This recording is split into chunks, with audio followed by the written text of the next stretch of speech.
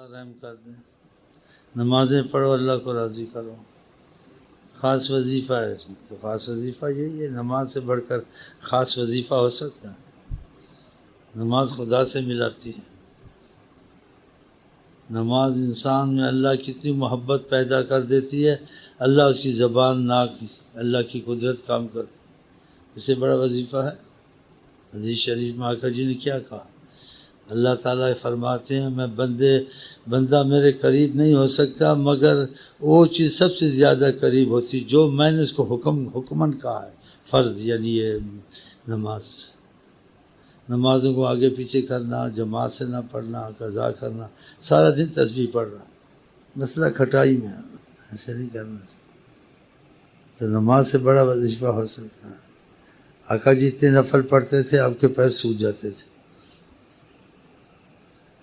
حضرت عائشہ نے کہا کہ اللہ تعالیٰ نے آپ سے بہت رحمت کی ہے، بلکہ کہا ہے کہ آپ کے تو اگلے پچھلے مثلا بظاہر کہا ہے کوئی آپ سے پرسش نہیں ہے آپ نے کوئی غلط کام کیا ہے نہیں کیا، آپ کے ساتھ یہ معاملہ ہے نہیں ہے، یعنی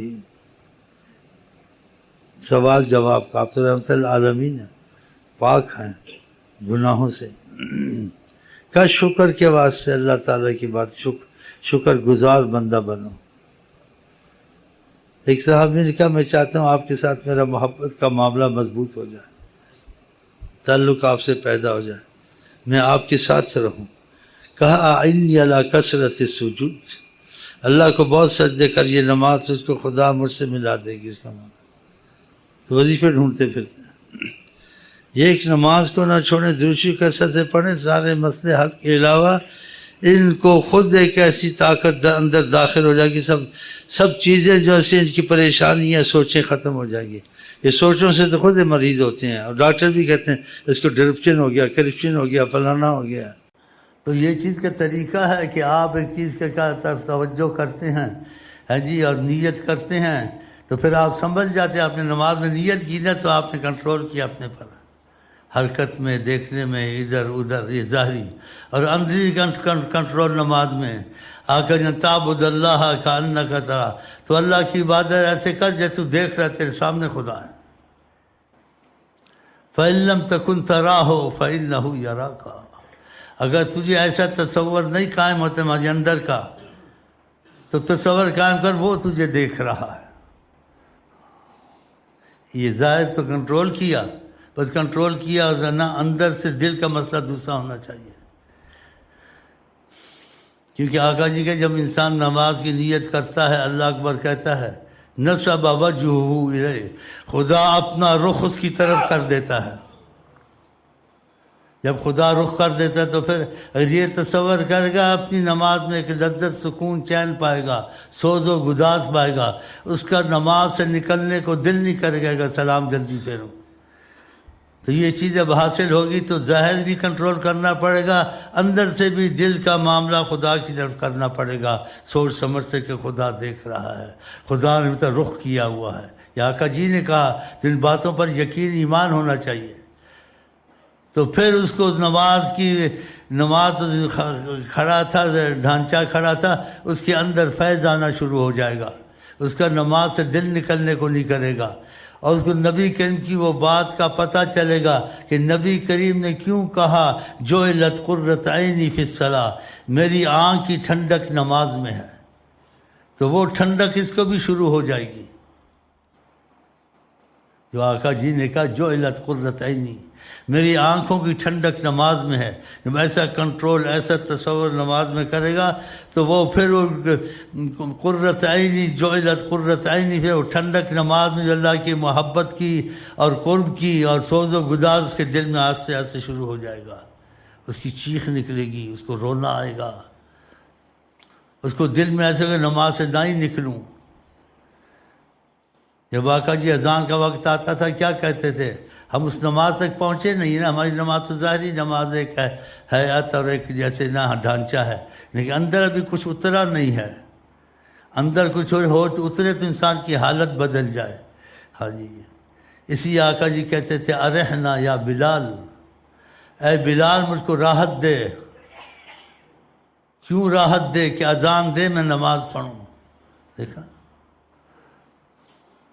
ارہنا حضرت عائشہ کہ جب اذان ہوتی تھی آقا جی ایسے ہو جاتے تھے جیسے کسی کو جانتے ہی نہیں ہیں.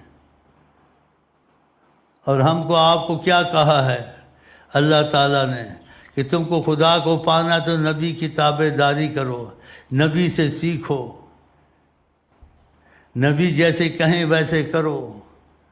تو پھر ایسے کرنا چاہیے نا جیسے رسول اللہ صلی اللہ علیہ وسلم نے کہا ہے، سمجھایا ہے. ان چیزوں کو سمجھنا چاہیے، سوچنا چاہیے، تو اس طریقے سے نماز پڑھے کہ اس کی نماز میں وہ کیفیت پیدا ہو جائے جو نبی کریم کہتے تھے میری ٹھنڈک نہ آنکھوں کی نماز میں ہے. پھر اس کی نماز پڑھنے سے نفلوں کو دل زیادہ کرے گا، میں نفل ہی پڑھتا رہوں.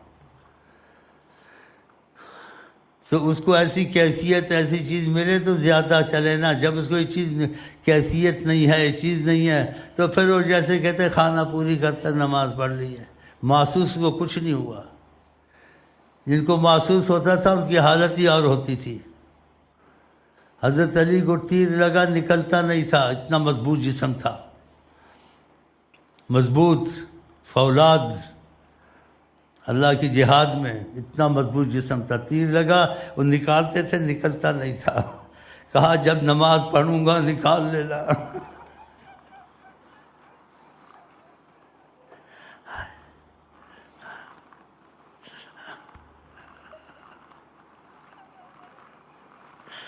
کہا جب نماز پڑھوں گا حضرت علی نے کہا یہ تیر نکل جائے گا.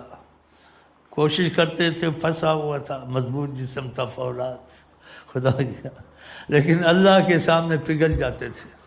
وہ کیفیت، وہ رحمت نازل ہوتی تھی. ہاں جی جیسے آدمی پانی ختم ہو جاتا ہے. پھر آپ نے نماز شروع کی، تیر نکالا، آرام سے نکل گیا.